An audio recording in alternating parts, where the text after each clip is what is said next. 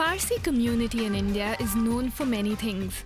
Their work ethic, their delicious food, their fondness for a good laugh, and their overwhelming and sometimes all-consuming love for their automobiles.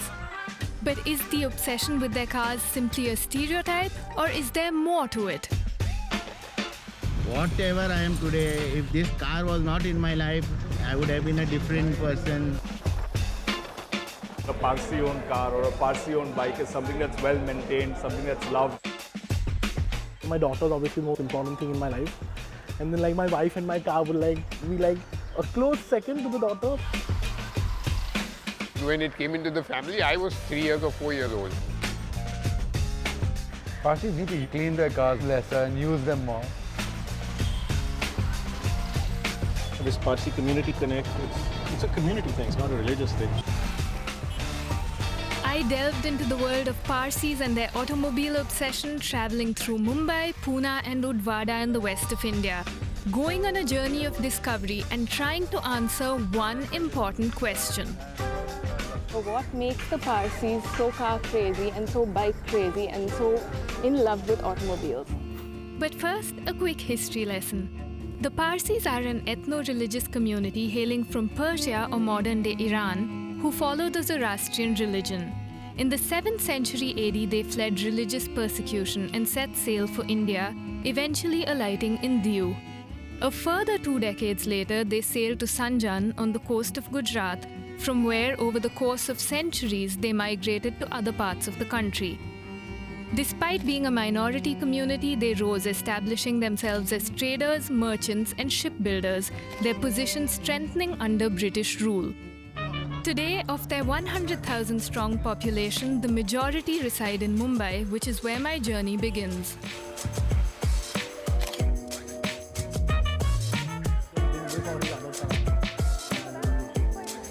Mumbai's Dadar Parsi colony is where I get my first taste of the automotive-obsessed Parsi, thanks to Cyrus Dabar and his prized 1964 Fiat 1100 Super Select. Of those 4, the engine in this car was in my dad's old rally car. Okay. I was brought home from the hospital in that rally car when I was a baby. I brought my daughter home in this car when she was born. This was also my wedding car. Okay. Even if I lose everything in terms of money and I have to live on the road, I'll probably live in this. And to say the car is an important member of a Parsi family would probably be an understatement. I'm a motoring person, but if you had a chart and if you'd say place people and cars simultaneously, I would say my daughter is obviously the most important thing in my life. And then my wife and my car would be a close second to the daughter, but somewhere there. I wouldn't put one over the other because I don't want to get murdered in the night. Tell him that I'm born. The neighborhood where Cyrus lives is full of examples of Parsi-owned machines that might not be used regularly but are unlikely to ever be sold. Very affluent families upgraded their car and got the latest, greatest, newest stuff, but they kept the older stuff. Is it perfectly well maintained to be concourse level? Probably not. But is it great enough to be a preservation example of a car? Probably yes. You still find some very, very good cars which have been owned since new. Of course, as I learned, there are people who do far more than just preserve their machines. This friend of mine, he has 2 Yamaha motorcycles from the 90s, 80s, 90s. Him and his dad were obsessed, just to the point where if they would wash it any harder, the paint would come off it. To be fair, the bike was pristine. But then the eccentricity part of it was, once I remember driving past his house, it was pouring. Okay, and he's holding an umbrella, I can see a bucket, and he's soaping the bike up in the rain. So one day I asked him, why the hell were you washing the bike in the rain? He said, no, what do you mean? The bike has to be washed. Doesn't matter if it's raining or not raining, it has to be washed. So that's the level of eccentricity that some people have, but it's in little bits and pieces. Seeking answers as to what could possibly lead to this level of obsession, I walked 2 streets over to meet another Parsi auto enthusiast. I'm going to meet Rishad Sam Mehta right now, who's considered India's finest travel journalist. He's driven and ridden all across the country and the world. And though he's a little bruised and battered after a motorcycle accident, no cuts and scrapes will get in the way of Rishad talking about his love for cars and bikes. My father had a 1947 DeSoto in 1977 when the car was already 30 years old. You know, that time how India was, we couldn't buy new cars, and so these old American cars used to find their way to India and we would buy them second hand. But the reason that I'm so fond of this car is that all my road trip adventures, the start of all of that started with this car. As to why Parsis love their cars and bikes as much as they do, well, Rishad has a few theories. It is the joy of something mechanical that comes to life with a turn of a key and can get you places, you know. And it is also joy of you know how cars were that time. They were such flamboyant design. There was so much chrome. There was such luxurious curves. Even motorcycles had these lovely streamlined shapes around that. The joy of keeping something running smoothly. The joy of getting pleasure out of it. The joy of bringing it to life, keeping it going. I think that's what it is for Parsis. That everything should be immaculate. My quest for a Parsi-owned car that's as immaculate as a machine of its vintage possibly can be leads me to South Bombay for a tryst with something very significant. I'm very excited about what we're going to see right now because the car itself is special, the legacy that the car represents is very, very special, and there's the fact that the young gentleman who owns the car today is something of an automotive historian in his own right. Hi, I'm Karl Bhoot. I collect cars that nobody wants to collect, which is Fiats and Hindustans, in an effort to preserve my country's heritage. On the outside, this might look like a regular 1955 Fiat Millicento. But the car that bears the DLD13 number plate and is fondly nicknamed the Dalda 13 has acquired a venerable place in Indian classic car circles. And rightly so. After all, it once belonged to a pioneering Parsi lady. So she's a 1955 Fiat Millicento bought by a lady called Homai Vyarawala. She was India's first lady photojournalist. Mainly political photography. The most iconic images of Nehru and Gandhi have been taken by her. And it was her only car till she was probably in her mid-90s and she was still driving it. And so I bought it in 2009 in the month of May from her nephew. And it was in very, very bad condition. And it took a few years to restore it and get it, well, fairly original and fairly good condition. And I've been enjoying it ever since. Karl's desire to own and maintain the famed Dalda 13 has to do with honoring the car's first owner. When I read up about Mrs. Vyarawala's life, it's so special that I said that this is a piece of history that has to be preserved. Even now, people will stop me on the street and say, this was Homai Ben's car. They all called her Homai Ben. And it's amazing after all these years that everyone still remembers it. But long before this historically significant Millicento came into his life, Karl's interest in cars had been piqued by another Fiat. My grandparents had a beautiful Fiat which is now with me, which was again fastidiously maintained, absolutely spotless. And you know, before we entered, we had to wipe our shoes and we had to make sure we didn't touch anything while we were sitting in there. And it had this very characteristic smell. Okay. Probably came from the Rexine or the glue that is used inside, I don't know. But and that's the nostalgia aspect of it, which kicks in as soon as you get into one of them now, and you can smell your childhood, so to speak. Yeah. And I've just always been crazy, and the word is crazy about cars. Yeah. And he's more than happy to illustrate exactly what he means, giving us a glimpse into his childhood obsession with registration numbers. So, you know, when I was in school, I had this little book which used to fit in my school uniform pocket like this. That's why I have this small one. Okay. And, you know, going to school, I'd just scribble down any interesting car or bike that I saw. And that's how it started. This was when I was, I don't know, less than 10 years old maybe. But in here, you know, I was looking at it the other day and I even saw a car which I coincidentally own now. Maybe there's an older person who might, if they peer closely, spot that a car they owned was also spotted by Karl at some point in his childhood. Meticulously recorded, I must say. While Carl might be an extreme example of the Parsi obsession with cars, it definitely extends to the rest of the community. The first car to be owned by an Indian was supposed to be one Rustam Kama. So they say, in the late 1800s. And the first woman to drive a car also was, I think, Suzanne Tata, who was Jamshedji Tata's wife.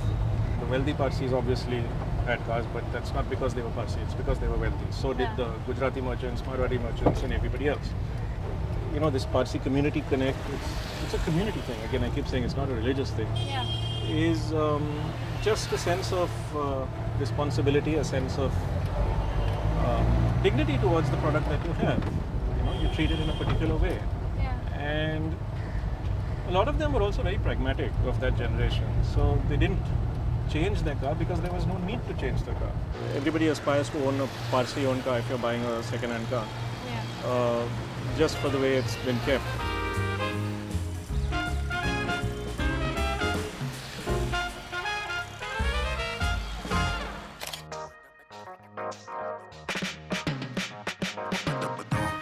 But how does one sustain a passion for old cars without the people who resurrect them?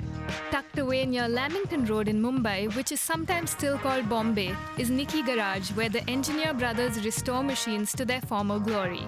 And they've got front row seats to the automotive eccentricities of their fellow Parsis.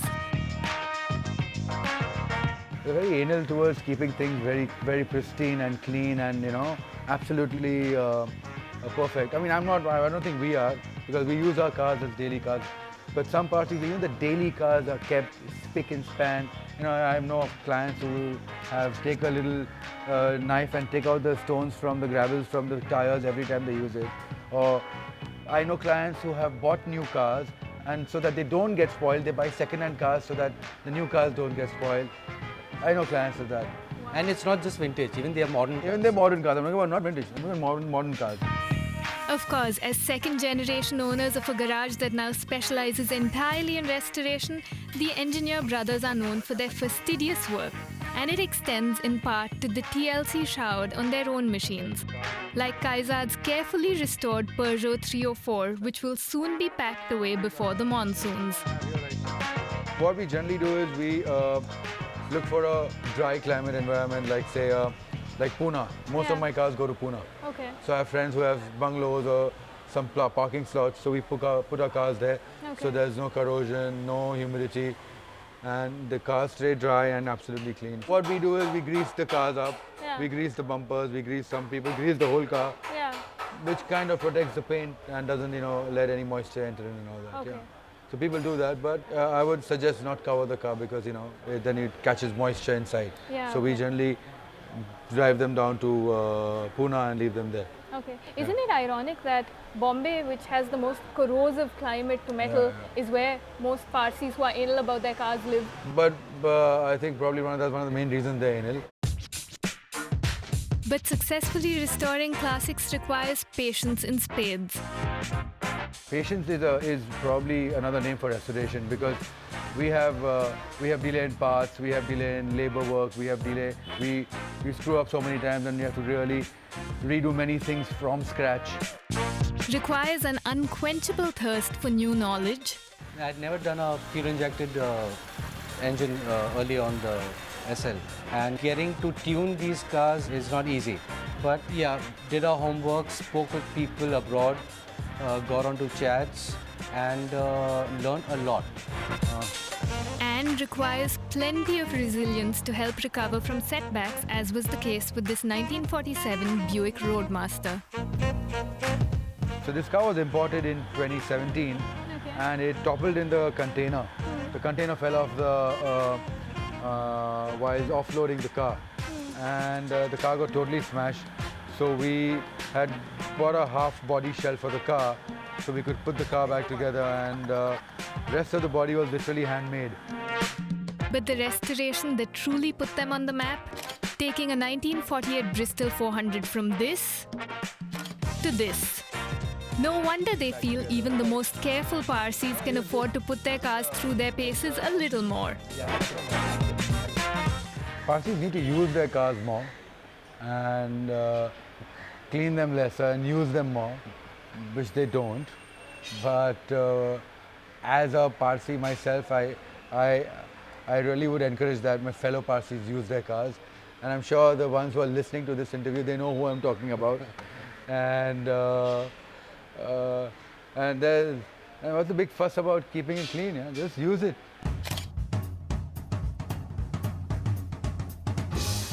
There's no better way to celebrate a car than to drive it. And no better example of a well-used Parsi machine than Fram and Anosh Dhondi's 1957 Fiat 1100 Elegant, which had just turned 66. It's my pride and joy, absolutely. I have inherited it from my father. So it's been with us in the family right from inception. When it came into the family, I was 3 years or 4 years old. So I've grown up in this car. So it's been in your family. It's been in the family. And so you grew up in this car. Yes. Effectively, yes. It's in this very machine that Fram learned how to drive, and a generation later, so did Anosh. For decades, the trusted Fiat has served as their daily driver, put through its paces on the regular. Look at it, you think we've been babying the car? There's enough evidence in front of you to show it's not being babied. And like as I said, it's parked out on the road and every day. I've not put it in a garage or a covered place. It's not gleaming or shining or anything, but yeah, it does the job well. Get in, drive, you don't have to worry. It's a regular used car, so you don't have to worry about things not working because not used for a long period of time or anything. Fram has a simple philosophy as to how to treat the veritable apple of his eye. For me, it's something to be used, something to be enjoyed. I mean, you use it, don't abuse it. I mean, don't go maddening over speed breakers or potholes. Take care through it. But that doesn't mean because there are potholes and speed breakers, you don't drive the car. Use it. Don't abuse it. It's a philosophy that served them well. After all, BML 8684 has clocked approximately 900,000, or as they say in India, 9 lakh kilometers. Although that was back in 1991, after which they stopped keeping track. I keep a log of whatever I do. You saw that in entries from 1974 and 1975 and all also there in that log. And everything that we do, it gets entered into the book. New tires bought on 16, which brand and what type of tires. But hanging on to his beloved machine hasn't been entirely easy. So I got this one. There was a lot of pressure on me about 25 years back to sell it. Why you're using such an old car? They're modern shaped cars, modern technology cars. I said, okay, but I'm not going to sell that. Even when we were small and Dad used to drive us around, I realized that it has never let me down anywhere, let us down anywhere. So I said, when you have such a reliable machine, why let it go? In this close to 9 lakh kilometers or 5 lakh miles, I've never ever had it towed home or to a garage or flatbed. It's never been towed. It's always come back, finished the journey under its own steam. Which is why there's no better person to ask why Parsis have such an unbreakable bond with their cars. Well, I don't know whether it's only automobiles, basically old. This isn't the oldest thing in the house in any case. Yeah, and that's the oldest surprising. thing in the house is our fridge. The fridge is over 75. The refrigerator. Or 78 years old. 80 years old. 80 years old. It's never been repaired. And that's a General Motors Frigidaire, 1942 model, 81 years old. My quest to discover more Parsis fascinated with old machines takes me to Kolaba, where the vintage Zoroastrian bikers of Bombay, or the VZBB, meet every Sunday. Their aim? A ride through the city that celebrates their shared love for vintage motorcycles and usually ends with breakfast at one of the city's famous Parsi eateries. Hi, I'm Roosbe. I've been riding for almost 45 years now, and she is a BSA A7 shooting star. My name is Faroki. I've been riding since 1966. Malcolm. I've been riding for the past 10 years now. This is an AJS, a 1950 Spore AJS 16 MS. I'm Anaita and I've been riding for like about 25 years now. This is a 1959 Norton Dominator. It's 500 cc's. I am Shiraz Jinwala. It's great to have this group that we've been inculcating and riding for about 2-3 years now. Hi, I'm Shalaila. I think I'm the latest entrant to this group. I probably started riding a month ago and I've grown up around vintage bikes and it's just lovely to sit on the rider's seat for the first time. I'm Jazeel Mehta, and it's been my passion forever. My name is Bizan Kola. So it's my dad's bike. It's a 1956 Triumph Tiger 100 and I've just loved riding with these guys. It's frankly the only reason I wake up on a Sunday at 6 o'clock. This is Viraf Kauri, and this is a match test 1950 bike. It's come to me since last 15-16 years. My name is Pezad Lakrawala and that's my daughter Shaneen. What I own is my father-in-law's Triumph T120 Bonville. I ride it with a lot of love, care, take care of it like it's my own child, and from a young age grooming my daughter to continue the heritage. I'm Temton, and you could say that I've ridden more than 50 years. Don't plan to stop anytime soon. My name is Ness. I have been owning this for the last 25 years. It's BMW R69S. I've already got English bikes also, but BMs are BMs. I'm Zarius, I'm 32 years old and I've always been on old machines, and here we are 20 years on, still enjoying what we love.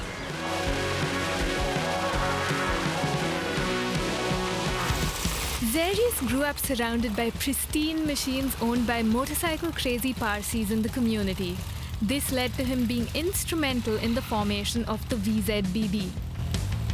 Seeing these bikes from a young age, seeing them in pristine condition makes you sort of value things that are well taken care of, things that have been made with love and care, something you don't see in our modern generation. So it's sort of a reflection of the good old days where things were made with love, care and passion, and they're proof to the testament because they're still on the road 70 years later. That's where we come from. We enjoy what we ride because there is a level of maintenance and effort that goes into it. It's not just a button that starts the bike. That's what we love about it. You bond with your machine as you ride. The logos on their tees make it clear the VZBB doesn't do things in half measures. So how does one qualify for membership? It's the VZBB, so you need to have a vintage bike, you need to be a Zoroastrian, and you need to be in Bombay. And it's not a religious thing as to being a Zoroastrian and whatever. It's more of a cultural thing.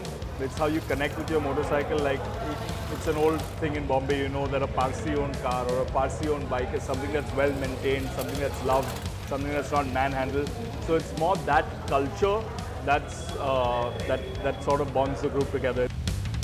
The sort of culture that might make allowances for a few eccentricities.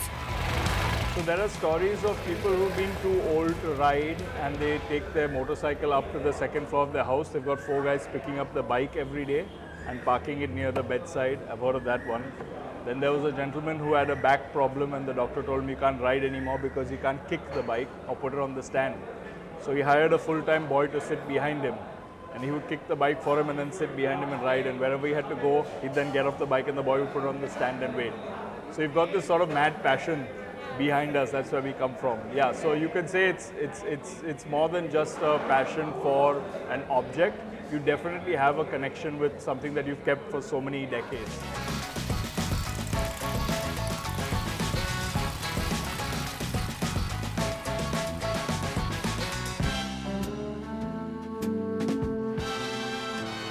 I've been told one such immaculate, incredibly rare and well-preserved machine is tucked away far from prying eyes in South Bombay. And it's in a bright red Singer Roadster that the owner and I motor along to see it.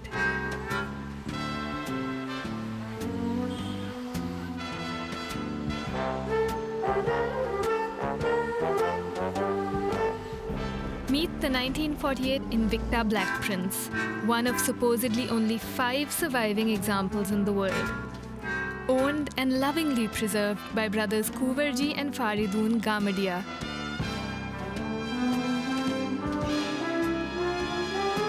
roughly 12 cars were produced by the factory. And this was one of them. It was bought by the Maharaja of Mysore. This was a very expensive car. At Earl's Court, it was listed at 200 pounds more than a Silver Wraith. But the Maharaja of Mysore didn't keep the car long. He decided to get rid of it in 1952 because, you see, he was a man of substantial proportions and he found it difficult to get inside the car. And you see, good cars have low steering wheels, so the steering wheel interfered with his proportions. The car eventually fell into the possession of one Frederick John Vickery and was then bought by the Gamadia family, who restored it to its former glory. My father paid Vickery 2,000 rupees and bought the car. And it was towed by bullock cart to our bungalow, Gamadia Road.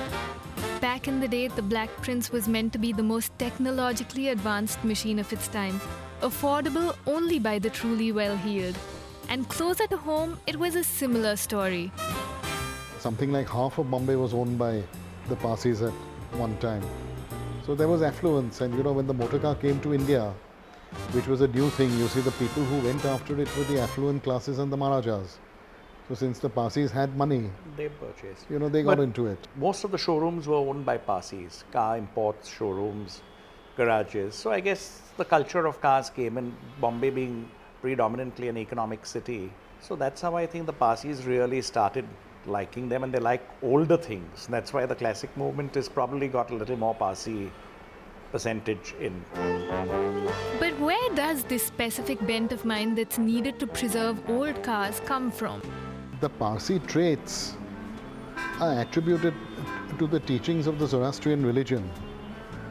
So you see, perhaps some of these things could emanate in some way from there. But I quite frankly cannot answer your question. Specifically where this came from.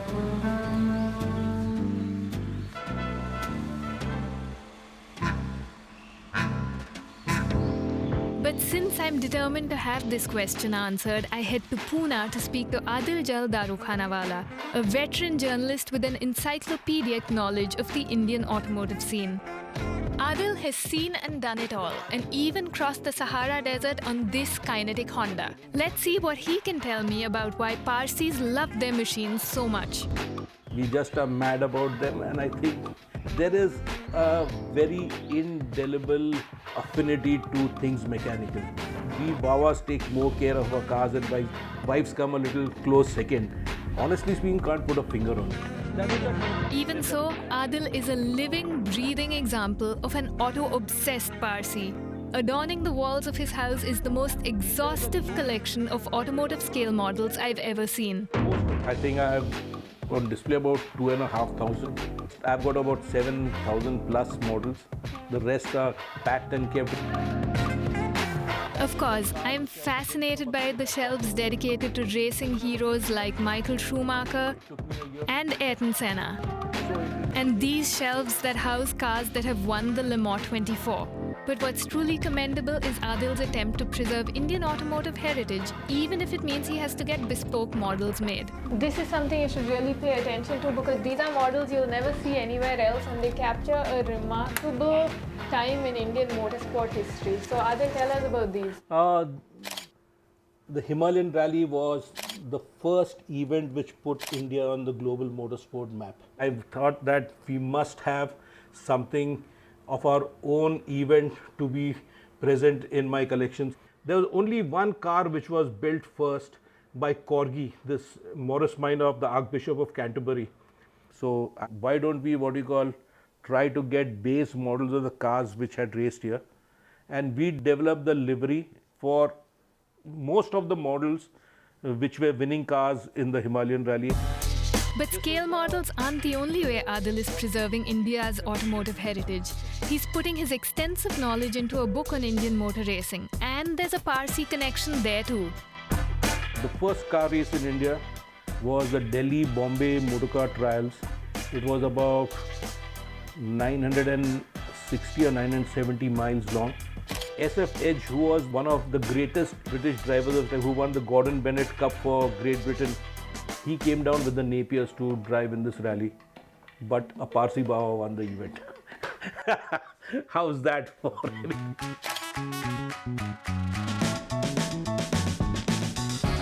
But a story about Parsis and their bond with their machines will be incomplete without a visit to Maraspan Dada Chandji, a Parsi priest, a classic car restorer, and an inveterate auto enthusiast whose love affair with cars began with his father's much revered 1948 Morris 8.